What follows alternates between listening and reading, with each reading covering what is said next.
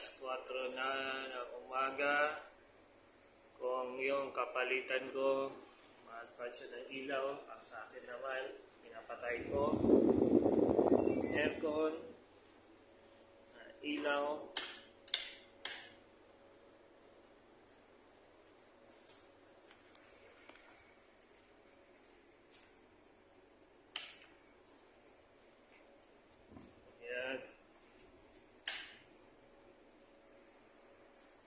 Para makita ko naman yung nasa labas.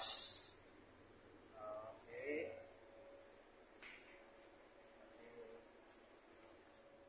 Good morning, good morning.